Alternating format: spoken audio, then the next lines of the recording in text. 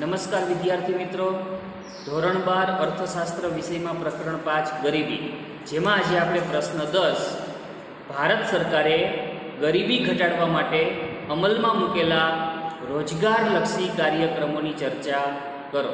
આ ક્વેશ્ચન વિશેની વાત કરવી છે. શું છે આપણો ક્વેશ્ચન? ભારત સરકારે ગરીબી ઘટાડવા માટે અમલમાં મૂકેલા રોજગારલક્ષી કાર્યક્રમોની ચર્ચા કરો. ગરીબી ઘટાડવા માટે ભારત સરકારે કેવી કેવી રોજગારલક્ષી યોજનાઓ અમલમાં મૂકી છે, કેવા કેવા રોજગારલક્ષી કાર્યક્રમો અમલમાં મૂક્યા છે, એના વિશેની આ ક્વેશ્ચનમાં વાત આવશે. લાસ્ટમાં આપણે ગરીબી ઘટાડવા માટેના ઉપાયો જોઈ ગયા. ભારત સરકારે ગરીબી ઘટાડવા માટે જે ઉપાયો અમલમાં મૂક્યા એના વિશેની આપણે લાસ્ટ લેક્ચરમાં વાત કરી. આમાં આપણે ગરીબી ઘટાડવા માટેની ભારત સરકારની વિવિધ રોજગારલક્ષી યોજનાઓ વિશે વાત કરવી છે. 3 અથવા 5 ગુણમાં પૂછાય એવો આ ક્વેશ્ચન. જોઈએ, સમજીએ. પ્રશ્ન 10, ભારત સરકારે ગરીબી ઘટાડવા માટે અમલમાં મૂકેલા રોજગારલક્ષી કાર્યક્રમો સમજાવો. એના વિશેની હવે આપણે વાત કરીએ. જો રોજગારીનું સર્જન થવું અને ગરીબીનું નિવારણ થવું, આ બંને બાબત એકબીજા સાથે ગાઢ રીતે સંકળાયેલી છે. જો દેશમાં વિશાળ માત્રામાં રોજગારીની તકોનું સર્જન થાય તો ચોક્કસપણે ગરીબ બેરોજગારોને રોજગારી મળે અને પરિણામે આવા ગરીબ બેરોજગારોની આવક વધતા તેને ગરીબીમાં રાહત મળે, ગરીબીનું નિવારણ શક્ય બને. એટલે જ દેશમાં વિશાળ માત્રામાં રોજગારીની તકોનું સર્જન થાય એ ખૂબ ઈચ્છનીય બાબત ગણાય, આવકાર્ય બાબત ગણાય. એટલે જ વિશાળ માત્રામાં રોજગારીની તકોનું સર્જન કરવાના હેતુથી જ ભારત સરકાર દ્વારા વિવિધ રોજગારલક્ષી યોજનાઓ, વિવિધ રોજગારલક્ષી કાર્યક્રમો સમયાંતરે અમલમાં મૂકવામાં આવે છે. આવા તો અનેક રોજગારલક્ષી કાર્યક્રમ ભારત સરકાર દ્વારા અમલમાં મુકાયેલા છે, પણ એમાંના આપણે મુખ્ય કહી શકાય એવા રોજગારલક્ષી કાર્યક્રમો વિશે અહીં આપણે વાત કરવી છે. તો અહીં આપણે આવા 5 રોજગારલક્ષી કાર્યક્રમો વિશે વાત કરશું. સૌથી પહેલો મુદ્દો સંકલિત ગ્રામ વિકાસ કાર્યક્રમ, જેને ઇંગ્લિશમાં IRDP integrated rural development programme તરીકે ઓળખશું. ઇન્ટિગ્રેટેડ એટલે સંકલિત, જોડાયેલ, રૂરલ એટલે ગ્રામ, ડેવલપમેન્ટ એટલે વિકાસ અને પ્રોગ્રામ એટલે કાર્યક્રમ. રૂરલ એટલે ગ્રામ અથવા ગામડું, એટલે ઇન્ટિગ્રેટેડ રૂરલ ડેવલપમેન્ટ પ્રોગ્રામ, સંકલિત ગ્રામ વિકાસ કાર્યક્રમ. 1 માર્કમાં ફૂલ ફોર્મ પૂછાય, શોર્ટ ફોર્મ પૂછાય, આ IRDPનું પૂરું નામ આપો તો તમારે અહીંયા ફૂલ ફોર્મ લખવાનું, ઇન્ટિગ્રેટેડ રૂરલ ડેવલપમેન્ટ પ્રોગ્રામ. બીજો કાર્યક્રમ સ્વર્ણ જયંતિ ગ્રામ સ્વરોજગાર યોજના, જેને આપણે ટૂંકમાં SGSY તરીકે ઓળખશું, સ્વર્ણ જયંતિ ગ્રામ સ્વરોજગાર યોજના. ત્રીજો મુદ્દો વેતનયુક્ત રોજગારીના કાર્યક્રમ. ચોથો મુદ્દો પ્રધાનમંત્રી રોજગાર યોજના, જેને ટૂંકમાં PMRY પ્રધાનમંત્રી રોજગાર યોજના તરીકે ઓળખશું. અને 5મો મુદ્દો રાષ્ટ્રીય ગ્રામીણ રોજગાર બાહેંધરી કાનૂન, નરેગા, જે વર્તમાનમાં મનરેગાના નામથી ઓળખાય છે. National rural employment guarantee act, Mahatma Gandhi national rural employment guarantee act, આ યોજના. તો આ 5 મુખ્ય કાર્યક્રમોની, 5 રોજગારલક્ષી કાર્યક્રમોની અહીં આપણે વાત કરવી છે. આ 5 રોજગારલક્ષી કાર્યક્રમોને આપણે 2 ભાગમાં વહેંચી શકીએ: સ્વરોજગારી માટેના કાર્યક્રમ અને વેતનયુક્ત રોજગારી માટેના કાર્યક્રમ. સૌથી પહેલાં તો આપણે એ સમજી લઈએ કે સ્વરોજગારી માટેના કાર્યક્રમ કોને ગણવા અને વેતનયુક્ત રોજગારી માટેના કાર્યક્રમ કોને ગણવા. તો જો જે કાર્યક્રમ અંતર્ગત સરકાર ગરીબ બેરોજગારોને સીધી જ રોજગારી પૂરી ન પાડે, જે કાર્યક્રમ અંતર્ગત સરકાર ગરીબ બેરોજગારોને સીધી જ રોજગારી પૂરી ન પાડે, પણ આવા ગરીબ બેરોજગારો ભવિષ્યમાં પોતાની જાતે રોજગારી મેળવી શકે એ માટેની સરકાર તાલીમ આપે, એ માટે સરકાર ધિરાણ પૂરું પાડે, સબસિડી આપે, માળખાગત સુવિધાઓનું નિર્માણ કરાવી આપે, તો આવા કાર્યક્રમને આપણે સ્વરોજગારી માટેના કાર્યક્રમ તરીકે ઓળખશું. અને જે કાર્યક્રમ અંતર્ગત સરકાર ગરીબ બેરોજગારોને સીધી જ રોજગારી પૂરી પાડી દે અને કામના બદલામાં વેતન આપે કે અનાજ આપે, યાદ રાખજો, આવા કાર્યક્રમને વેતનયુક્ત રોજગારી માટેના કાર્યક્રમ ગણશું. અહીં પહેલો મુદ્દો સંકલિત ગ્રામ વિકાસ કાર્યક્રમ, બીજો મુદ્દો સ્વર્ણ જયંતિ ગ્રામ સ્વરોજગાર યોજના અને ચોથો મુદ્દો પ્રધાનમંત્રી રોજગાર યોજના. આ ત્રણેય કાર્યક્રમ છે એ સ્વરોજગારી માટેના કાર્યક્રમ છે. જ્યારે ત્રીજો મુદ્દો વેતનયુક્ત રોજગારીના કાર્યક્રમ અને પાંચમો મુદ્દો રાષ્ટ્રીય ગ્રામીણ રોજગાર બાંહેધરી કાનૂન. આ બંને મુદ્દા છે એ વેતનયુક્ત રોજગારી માટેના કાર્યક્રમ છે. તો અહીં આપણે સૌથી પહેલાં વાત કરીએ સંકલિત. હવે આપણે વાત કરીએ સંકલિત ગ્રામ વિકાસ કાર્યક્રમ વિશે. શરૂઆત ક્યારે થઈ? સંકલિત ગ્રામ વિકાસ કાર્યક્રમની શરૂઆત ક્યારે થઈ? તો કે 2 ઓક્ટોબર 1980 થી. તારીખ ખાસ યાદ રાખજો, તમને પ્રશ્ન પૂછાય કે ભારતમાં સંકલિત ગ્રામ વિકાસ કાર્યક્રમ ક્યારે શરૂ થયો? તારીખ આપણે લખવાની 2 ઓક્ટોબર 1980. ભારતમાં છઠ્ઠી પંચવર્ષીય યોજનાનો સમયગાળો છે 1980 થી 1985 દરમિયાન. એ પહેલાં ભારતમાં 5 પંચવર્ષીય યોજનાઓ પૂરી થઈ ગઈ. ભારતમાં 1951થી આયોજનની શરૂઆત થઈ, ત્યારથી પંચવર્ષીય યોજનાઓ ભારતમાં શરૂ થઈ છે. 1980 પહેલાં 5 પંચવર્ષીય યોજનાઓ પૂરી થઈ અને 1980 થી 85 દરમિયાન છઠ્ઠી પંચવર્ષીય યોજના પૂરી થઈ. આ છઠ્ઠી પંચવર્ષીય યોજના જ્યારે શરૂ થઈ હતી ત્યારે ભારતમાં વિવિધ એજન્સીઓ દ્વારા ગ્રામીણ વિસ્તાર માટે વિવિધ રોજગારલક્ષી કાર્યક્રમો ચલાવવામાં આવતા હતા. છઠ્ઠી પંચવર્ષીય યોજનાની શરૂઆતમાં ગ્રામીણ વિસ્તાર માટે વિવિધ એજન્સીઓ દ્વારા વિવિધ પ્રકારના રોજગારલક્ષી કાર્યક્રમો ચલાવવામાં આવતા હતા. જેમાં મુખ્ય એજન્સી છે ડિસ્ટ્રિક્ટ રૂરલ ડેવલપમેન્ટ એજન્સી. એની વિવિધ બ્રાન્ચ એજન્સીઓ દ્વારા આખા ભારતમાં વિવિધ રોજગારલક્ષી કાર્યક્રમો ચલાવવામાં આવતા હતા. પણ સમગ્ર ભારતમાં આવા રોજગારલક્ષી કાર્યક્રમો વિવિધ એજન્સીઓ દ્વારા ચલાવવામાં આવતા હોવાથી એમાં એક સૂત્રતાનો અભાવ જોવા મળતો. એટલે જ આ બધા જ કાર્યક્રમોનું સંકલન કરીને ભારત સરકારે 2 ઓક્ટોબર 1980 થી સંકલિત ગ્રામ વિકાસ કાર્યક્રમ શરૂ કર્યો. ઉદ્દેશ કયો છે આ સંકલિત ગ્રામ વિકાસ કાર્યક્રમનો ઉદ્દેશ? તો કે ગ્રામીણ પરિવારોને રોજગારી માટે પ્રોત્સાહિત કરવાનો. ગ્રામીણ પરિવારોને રોજગારી માટે પ્રોત્સાહિત કરવા, સ્વરોજગારી માટે પ્રોત્સાહિત કરવા, કે જેથી કરીને આવા ગ્રામીણ પરિવારો ગરીબી રેખાથી વધુ માત્રામાં આવક મેળવી શકે અને ગરીબીમાંથી રાહત મેળવી શકે. એ મુખ્ય ઉદ્દેશ. આ કાર્યક્રમ અંતર્ગત કેવા લોકો ઉપર, કેવા વર્ગો ઉપર ખાસ ધ્યાન કેન્દ્રિત કરવામાં આવ્યું હતું? એટલે કે આ કાર્યક્રમનો લાભ મેક્સિમમ કેવા લોકોને આપવામાં આવતો હતો? તો કે સીમાંત ખેડૂતો, ખેત મજૂરો તેમજ ગામડાના કારીગરો, એના ઉપર ખાસ ધ્યાન કેન્દ્રિત કરવામાં આવ્યું હતું આ યોજનાના લાભ આપવા બાબત. સીમાંત ખેડૂત કોને ગણશે? તો કે એવો ખેડૂત જે ખેડૂત પાસે 0 થી 1 હેક્ટરની વચ્ચે જમીન હોય એને આપણે સીમાંત ખેડૂત ગણશું.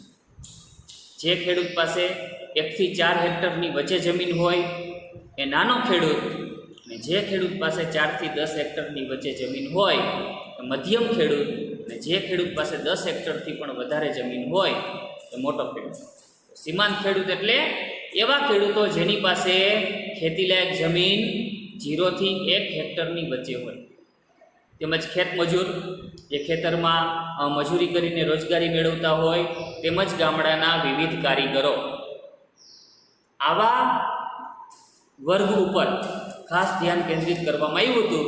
એટલે કે સંકલિત ગ્રામ વિકાસ કાર્યક્રમના મેક્સિમમ લાભો આ વર્ગને આપવા એવું નક્કી કરવામાં આવ્યું હતું. તો આ થઈ સંકલિત ગ્રામ વિકાસ કાર્યક્રમની વાત. ફરીથી આ યોજનાની શરૂઆત ક્યારે થઈ?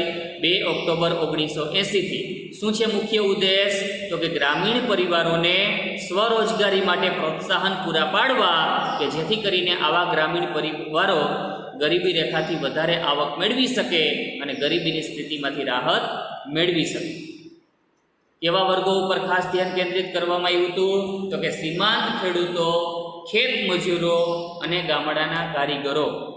આવા વર્ગને લક્ષ્યમાં રાખવામાં આવ્યો હતો યોજનાના લાભ આપવા બાબતે. બીજી યોજના છે સ્વર્ણ જયંતિ ગ્રામ સ્વરોજગાર યોજના. એના વિશેની વાત કરીએ.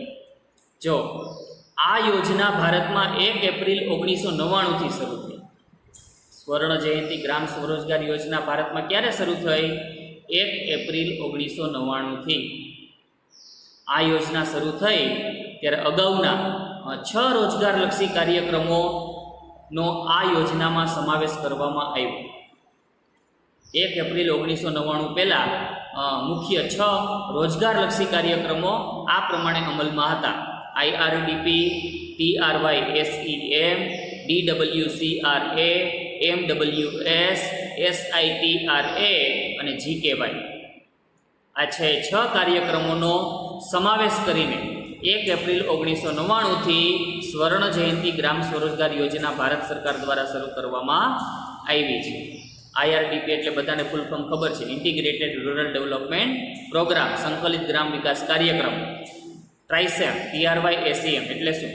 તો કે training of rural youth, training of rural youth for self employment. ગામડાના યુવકોને સ્વરોજગારી માટેની તાલીમ આપતી યોજના. પછી DWCRA એટલે development of woman and children in rural areas, ગ્રામીણ વિસ્તારમાં મહિલાઓ અને બાળકોના વિકાસ માટેની યોજના.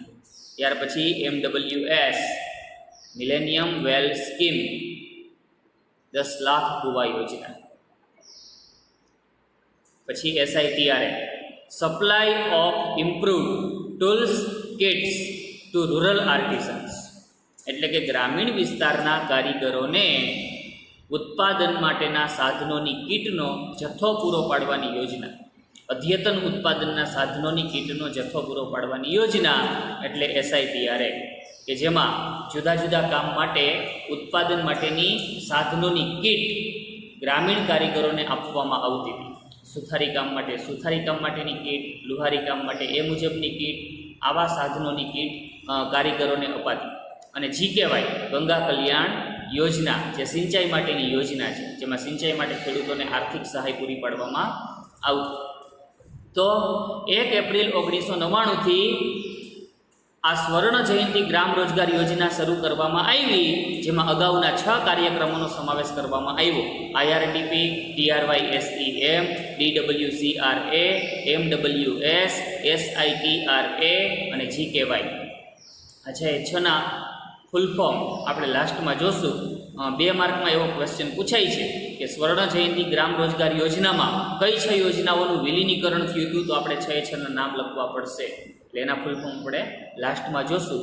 અત્યારે આપણે આ યોજનામાં આગળ વધીએ, સમજીએ ઉદ્દેશ શું છે આ યોજના. તો કે ગ્રામીણ ગરીબોને સ્વરોજગારી માટે તૈયાર કરવા, ગ્રામીણ ગરીબોને સ્વરોજગારી માટે તૈયાર કરવાનો મુખ્ય ઉદ્દેશ છે. આ યોજનામાં સરકાર ગરીબોને કઈ રીતે સહાયરૂપ થાય? તો કે ટચુકડા ઉદ્યોગોના વિકાસ માટે સ્વસહાય જૂથોને માળખાકીય મદદ પૂરી પાડવી, ટેકનોલોજીકલ મદદ પૂરી પાડવી, ધિરાણ પૂરું પાડવું, ઉત્પાદિત વસ્તુઓના બજાર માટેની સુવિધા સરકાર દ્વારા ગ્રામીણ ગરીબોને પૂરી પાડવામાં આવે છે. એ રીતે સરકાર અહીં ગ્રામીણ ગરીબોને મદદરૂપ થાય છે. સરકારનો ઉદ્દેશ એવો છે કે ટચુકડા ઉદ્યોગો વિકાસ પામે, ગ્રામીણ વિસ્તારમાં ટચુકડા ઉદ્યોગો વિકાસ પામે. ટચુકડા ઉદ્યોગો એટલે એવા ઉદ્યોગો કે જે ઉદ્યોગોમાં રૂપિયા 25 લાખ સુધીનું મૂડીરોકાણ થયેલું હોય, 25 લાખની મર્યાદામાં મૂડીરોકાણ હોય અને શ્રમ પ્રધાન ઉત્પાદન પદ્ધતિની મદદથી ચાલતા હોય. એટલે કે શ્રમિકો દ્વારા જ વધુ પડતી મહેનત કરી અને ઉત્પાદન પ્રક્રિયા હાથ ધરવામાં આવતી હોય, અદ્યતન યંત્રોનો ઉપયોગ ઓછો હોય, આવી ઉત્પાદન પદ્ધતિને આપણે શ્રમ પ્રધાન ઉત્પાદન પદ્ધતિ તરીકે ઓળખશું. આવા ટચુકડા ઉદ્યોગોના વિકાસ માટે સ્વસહાય જૂથ રચવા, 10 થી 12 વ્યક્તિઓના સ્વસહાય જૂથની રચના કરવી અને આવા સ્વસહાય જૂથને માળખાકીય મદદ પૂરી પાડવી, ટેકનોલોજીકલ મદદ પૂરી પાડવી, ધિરાણ પૂરું પાડવું અને ઉત્પાદિત વસ્તુઓના બજાર માટેની સુવિધા પૂરી પાડવી. એ રીતે ગ્રામીણ ગરીબોને રોજગારી પૂરી પાડવાનો આ યોજનામાં ઉદ્દેશ છે. જે વર્ગ આ યોજનાનો લાભ લેવા માગતો હોય એને 10 થી 12 વ્યક્તિઓના ગ્રુપ બનાવવાના અને આખા ગ્રુપે જિલ્લા ગ્રામ વિકાસ એજન્સી પાસે કે તાલુકા પંચાયત પાસે જવાનું અને કહેવાનું કે અમારે સ્વર્ણ જયંતિ ગ્રામ સ્વરોજગાર યોજનાનો લાભ લેવો છે. એટલે એ પ્રમાણે ત્યાંના જે અધિકારીઓ છે એ આ યોજના વિશેની બધી જ માહિતી આપશે અને પૂછશે કે તમારે ક્યુ વર્ક કરવું છે, કયા પ્રકારની વસ્તુઓ ઉત્પન્ન કરવી છે. તો એ મુજબ આ ગ્રુપે વસ્તુઓનું ઉત્પાદન ક્યુ કરવું એ પસંદગી કરવાની હોય છે અને એ મુજબ પછી આ યોજનાના લાભ લઈ શકાતા હોય છે. સરકાર છે એ આ યોજના અંતર્ગત આવા ગ્રુપને તાલીમ પણ આપે છે કે કઈ રીતે બધું વર્ક થાય, બરાબર. માળખાકીય મદદ, ટેકનોલોજી, આધુનિક યંત્રો ક્યાં વસાવવા, ધિરાણ, સબસિડી, બધી જ હેલ્પ સરકાર દ્વારા આ યોજનામાં ગ્રામીણ ગરીબોને થતી હોય છે કે જેથી કરીને સ્વરોજગારી દ્વારા આવા ગ્રુપ છે એ આવક મેળવી શકે અને ગરીબીમાંથી રાહત મેળવી શકે.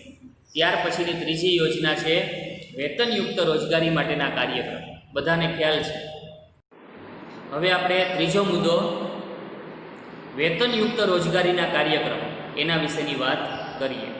જો વેતનયુક્ત રોજગારીના કાર્યક્રમો કોને ગણવા તમે બધાય જાણો છો કે જે કાર્યક્રમો અંતર્ગત સરકાર ગ્રામીણ ગરીબોને સીધી જ રોજગારી પૂરી પાડી દે અને કામના બદલામાં વેતન આપે કે અનાજ આપે, આવા કાર્યક્રમને વેતનયુક્ત રોજગારીના કાર્યક્રમ તરીકે ઓળખશું. આવા વેતનયુક્ત રોજગારીના કાર્યક્રમો એ ગરીબી નાબૂદી માટેની વ્યૂહરચનાનો જ એક ભાગ છે. આવા કાર્યક્રમ ઘણા ઉદ્દેશ ધરાવે છે. આ વેતનયુક્ત રોજગારીના કાર્યક્રમોનો લક્ષ્યાંક કેવા ગરીબ લોકો હતા, કેવા ગરીબ લોકોને આવા કાર્યક્રમોનો લાભ આપવો એવું નક્કી કરવામાં આવ્યું હતું. તો કે એવા ગરીબ લોકો જેની પાસે પોતાના ભૌતિક શ્રમ સિવાય આવક પ્રાપ્તિનું બીજું એક પણ સાધન ન હોય. એટલે એક વ્યક્તિ પોતાના શ્રમ દ્વારા જે શ્રમ કાર્ય કરે અને આવક મેળવે એ જ આવક પ્રાપ્તિ માટેનું સાધન. બીજી કોઈ પણ સંપત્તિ, જમીન, મકાન એની પાસે ન હોય કે ભાડાની કોઈ ઇન્કમ એ ધરાવતો ન હોય. તો જે ગરીબ લોકો પાસે પોતાના ભૌતિક શ્રમ સિવાય આવક પ્રાપ્તિનું એક પણ સાધન ન હોય આવા લોકોને વેતનયુક્ત રોજગારી માટેના લાભ પૂરા પાડવા એવું નક્કી કરવામાં આવ્યું હતું. એવો લક્ષ્યાંક રાખવામાં આવ્યો હતો. મહત્વની વાત કે ખેતી સિવાયની મોસમમાં આ વેતનયુક્ત રોજગારીના કાર્યક્રમ અંતર્ગત ગરીબ બેરોજગારોને રોજગારી પૂરી પાડવામાં આવે છે. ચોમાસામાં જ્યારે ખેતીની મોસમ હોય ત્યારે તો ઘણા બધા ગરીબ બેરોજગારોને ખેતરમાંથી રોજગારી મળી જતી હોય, પણ ખેતી સિવાયની મોસમમાં આવા ગ્રામીણ ગરીબોએ બેરોજગારીનો ભોગ બનવું ન પડે એ માટે ખેતી સિવાયની મોસમમાં આવા કાર્યક્રમ અંતર્ગત ગરીબ લોકોને સીધી જ રોજગારી પૂરી પાડવામાં આવે છે. એટલું જ નહીં, જ્યારે પૂરની સ્થિતિ હોય, દુષ્કાળની સ્થિતિ હોય કે અન્ય કોઈ પણ કુદરતી આફતની સ્થિતિ હોય ત્યારે પણ સરકાર વેતનયુક્ત રોજગારીના કાર્યક્રમો અંતર્ગત ગ્રામીણ ગરીબોને રોજગારી પૂરી પાડે છે. મહત્વની વાત, આ વેતનયુક્ત રોજગારીના કાર્યક્રમો હેઠળ કેવા કાર્યો હાથ ધરવામાં આવે છે, કેવા કાર્યોમાં ગ્રામીણ ગરીબોને રોજગારી પૂરી પાડવામાં આવે છે એના વિશેની વાત કરીએ. તો જો વેતનયુક્ત રોજગારીના કાર્યક્રમ હેઠળ ગામડામાં માળખાકીય સુવિધાઓનો વિકાસ કરવામાં આવે છે. જેમ કે નદીમાં ચેકડેમો બાંધવા, મોટા મોટા બંધો બાંધવા, તળાવનું નિર્માણ કરવું, તળાવમાંથી કાદવ અને કાપ દૂર કરવા, તળાવને ઊંડા કરવા, વૃક્ષોનું વાવેતર કરવું, પ્રાથમિક શાળાઓના ઓરડા બનાવવા, આરોગ્ય કેન્દ્રના ઓરડા બનાવવા, એનું સમારકામ કરવું. તો આવા અનેક પ્રકારના કાર્યો ગામડામાં હાથ ધરવામાં આવે છે. એટલે કે માળખાકીય સુવિધાઓનો આ રીતે વિકાસ કરવામાં આવે છે અને આવા કાર્યોમાં સરકાર ગ્રામીણ ગરીબોને રોજગારી પૂરી પાડે છે અને યોગ્ય વેતન પ્રાપ્ત થાય, શ્રમિકોને, ગ્રામીણ ગરીબોને યોગ્ય વેતન પ્રાપ્ત થાય એ માટેના પ્રયાસો સરકાર દ્વારા કરવામાં આવે છે. આવા વેતનયુક્ત રોજગારીના કાર્યક્રમોમાં મુખ્યત્વે બે કાર્યક્રમોનો સમાવેશ થાય છે. એક તો જવાહર રોજગાર યોજના JRY અને બીજું રોજગાર બાહેંધરી યોજના. આ બે કાર્યક્રમોનો વેતનયુક્ત રોજગારીના કાર્યક્રમમાં સમાવેશ થાય છે. એક માર્કમાં ક્વેશ્ચન પૂછાય કે વેતનયુક્ત રોજગારીના કાર્યક્રમોમાં કયા બે મુખ્ય કાર્યોનો સમાવેશ થાય છે, તો આપણો આન્સર હોવો જોઈએ જવાહર રોજગાર યોજના અને રોજગાર બાહેંધરી યોજના. ઓકે, આગળ વાત કરીએ એના પછીની યોજનાની. ચોથી યોજના છે પ્રધાનમંત્રી રોજગાર યોજના. PMRY. એની શરૂઆત ક્યારે થઈ એના વિશેની વાત કરીએ. જો ભારતમાં જ્યારે 1990નો દાયકો ચાલતો, 1990નો દાયકો એટલે 1981થી લઈ અને 1990 સુધીનો સમય, એને 1990નો દાયકો ગણશું. 1990ના દાયકામાં સંગઠિત ક્ષેત્રોમાં રોજગાર વૃદ્ધિ સ્થગિત થઈ ગઈ. સંગઠિત ક્ષેત્રો એટલે સરકારી ક્ષેત્રો, જાહેર ક્ષેત્રો, એમાં રોજગારીમાં વધારો સ્થગિત થઈ ગયો, સ્થિર થઈ ગયો. એટલે કે જાહેર ક્ષેત્રોમાં રોજગારીનું સર્જન થતું ન હતું. જાહેર ક્ષેત્રોનો વિકાસ નકારાત્મક જોવા મળ્યો હતો. એ સમયમાં જાહેર ક્ષેત્રો છે એ વધુ માત્રામાં વિકાસ કરી શકતા નહોતા. જાહેર ક્ષેત્રો છે એ બિનકાર્યક્ષમ સાબિત થયા એના કર્મચારીઓને લીધે. કારણ કે ભારત સરકારે જાહેર ક્ષેત્રોમાં કામ કરતા કર્મચારીઓને નોકરીની સલામતી આપી દીધી, અને એટલે જ જાહેર ક્ષેત્રમાં કામ કરતા કર્મચારીઓને એવું થઈ ગયું કે અમે ગમે એમ કામ કરીએ, અમારી નોકરી જવાની નથી. અને એટલે જ આવા કર્મચારીઓએ અપ્રમાણિકતાથી કામ કર્યું, નિષ્ઠાપૂર્વક કામ કર્યું નહીં, અને એમાં જાહેર ક્ષેત્રોનો જે વિકાસ છે એ સ્થગિત થઈ ગયો, નકારાત્મક.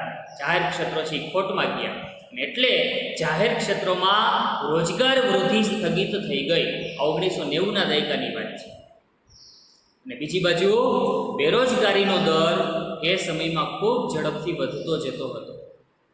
જાહેર ક્ષેત્રોમાં રોજગાર વૃદ્ધિ સ્થગિત થઈ ગઈ એ બેરોજગારીનું પ્રમાણ વધતું જતું હતું. એટલે જ ભારત સરકાર દ્વારા 2 ઓક્ટોબર 1993થી સ્વરોજગારી માટે પ્રધાનમંત્રી રોજગાર યોજના શરૂ કરવામાં આવી. તારીખ અહીં પૂછાતી નથી, પણ છતાં કહી દઉં, 2 ઓક્ટોબર 1993થી આ પ્રધાનમંત્રી રોજગાર યોજના ભારત સરકારે શરૂ કરી છે. ઓકે, આગળ જોઈએ ઉદ્દેશ. આ યોજનાનો ઉદ્દેશ શું છે? તો કે શિક્ષિત બેરોજગારોને સ્વરોજગારી માટે સાહસો સ્થાપવા માટે આર્થિક મદદ પૂરી પાડવી. શિક્ષિત બેરોજગારોને અહીં લોન પૂરી પાડવામાં આવે છે સરકાર દ્વારા, ઓછા વ્યાજની લોન પૂરી પાડવામાં આવે છે. શિક્ષિત બેરોજગાર કોને ગણશું? તો કે જે વ્યક્તિઓએ ઓછામાં ઓછું ધોરણ 10 સુધીનું શિક્ષણ મેળવવું હોય અને કામની શોધમાં હોય, છતાં પણ જો કામ ન મેળવી શકતા હોય તો એને આપણે શિક્ષિત બેરોજગારો ગણશું. આવા શિક્ષિત બેરોજગારોને સ્વરોજગારી માટે સાહસો સ્થાપવા. બરાબર, સ્વરોજગારી માટે સાહસ સ્થાપવા એટલે કે વેપાર શરૂ કરવાની વાત, કે ઉત્પાદન પ્રક્રિયા માટે કોઈ ઉદ્યોગ શરૂ કરવાની વાત. આવા સાહસો સ્થાપવા માટે આર્થિક મદદ પૂરી પાડવાનો ઉદ્દેશ હતો. આર્થિક મદદ સરકાર અહીં પૂરી પાડે શિક્ષિત બેરોજગારોને સાહસો સ્થાપવા માટે, લોન પૂરી પાડે. એ રીતના ઉદ્દેશથી આ યોજના શરૂ કરવામાં આવી હતી. ત્યાર પછી લાસ્ટ 5મી યોજના, રાષ્ટ્રીય ગ્રામીણ રોજગાર બાહેંધરી કાનૂન, NREGA, NREGA, national rural employment guarantee act. ક્યારે આ કાનૂન મંજૂર કરવામાં આવ્યો? વર્ષ 2005થી સંસદમાં બહુમતીથી ઠરાવ પસાર કરી અને આ એક્ટ કાનૂન મંજૂર કરવામાં આવ્યો છે વર્ષ 2005થી. અને 2 ફેબ્રુઆરી 2006થી આ કાર્યક્રમને સમગ્ર દેશમાં લાગુ પાડવામાં આવ્યો છે. કાનૂન મંજૂર ક્યારે થયો? તો કે 2005માં. અને આ કાર્યક્રમ સમગ્ર દેશમાં લાગુ ક્યારથી પડ્યો? તો કે 2 ફેબ્રુઆરી 2006થી. શું છે ઉદ્દેશ આ કાર્યક્રમનો? એના વિશેની વાત કરીએ. આ કાર્યક્રમ હેઠળ રાષ્ટ્રીય ગ્રામીણ રોજગાર બાહેંધરી કાનૂન અંતર્ગત સાર્વજનિક નિર્માણ કાર્યક્રમ હેઠળ દેશમાં સંપત્તિઓ ઊભી કરવાની વાત છે.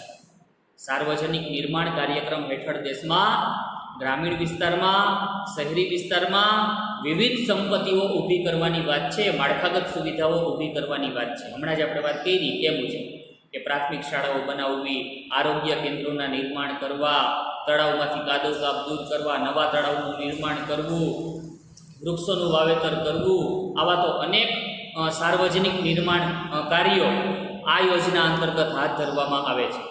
અને આવા માળખાગત સુવિધાઓ ઊભી કરવાના કાર્યોમાં, સાર્વજનિક નિર્માણ કાર્યોમાં ગ્રામીણ કુટુંબોને, શહેરી કુટુંબોને તેમજ નીચલા મધ્યમ વર્ગીય કુટુંબના કોઈ એક વ્યક્તિને દર વર્ષે ઓછામાં ઓછા 100 દિવસની રોજગારી પૂરી પાડવાની અહીં સરકાર બાહેંધરી આપે છે. ગામડાનું ગરીબ કુટુંબ હોય કે શહેરનું ગરીબ કુટુંબ હોય, કે પછી નીચલા મધ્યમ વર્ગીય કુટુંબની કોઈ એક વ્યક્તિને દર વર્ષે ઓછામાં ઓછી 100 દિવસની રોજગારી પૂરી પાડવાની સરકાર બાંહેધરી આપે છે. યાદ રાખજો, લઘુત્તમ વેતન પૂરું પાડવામાં આવે છે. ન્યૂનતમ વેતન જે સરકાર દ્વારા નક્કી કરવામાં આવ્યું છે 220 રૂપિયા સરકાર દ્વારા પૂરી પાડવામાં આવે છે. અને 100 દિવસની રોજગારી પૂરી પાડવાની બાંહેધરી. એક વર્ષમાં આટલા દિવસ તો સરકાર રોજગારી પૂરી પાડશે એટલે એવું છે આવકની બાબતમાં એક બાંહેધરી મળી જાય ગરીબોને. આ યોજનાનું નામ 2009માં નરેગા 2 ઓક્ટોબર 2009થી આ નરેગા યોજનાનું નામ સુધારવામાં આવ્યું અને મનરેગા કરવામાં આવ્યું. MGNREGA મહાત્મા ગાંધી રાષ્ટ્રીય ગ્રામીણ રોજગાર બાંહેધરી કાનૂન. આ યોજના વિશેની ડિટેલમાં વાત હજી ચેપ્ટર 6 બેરોજગારી એમાં પણ આવશે, પણ અહીં એટલી જ સમજૂતી આપણે જોવાની છે. તો અહીં આપણે કુલ 5 યોજનાઓની વાત કરી, બરાબર. સૌથી પહેલાં સંકલિત ગ્રામ વિકાસ કાર્યક્રમ, ત્યાર પછી સ્વર્ણ જયંતિ ગ્રામ સ્વરોજગાર યોજના, ત્યાર પછી વેતનયુક્ત રોજગારીના કાર્યક્રમ, ત્યાર પછી પ્રધાનમંત્રી રોજગાર યોજના અને છેલ્લે વાત કરી રાષ્ટ્રીય ગ્રામીણ રોજગાર બાંહેધરી કાનૂન. તો આ સાથે આપણા ગ્રામીણ ગરીબી ઘટાડવા માટેના રોજગારલક્ષી કાર્યક્રમોની વાત અહીં પૂરી થાય છે. હવે પછીનો ક્વેશ્ચન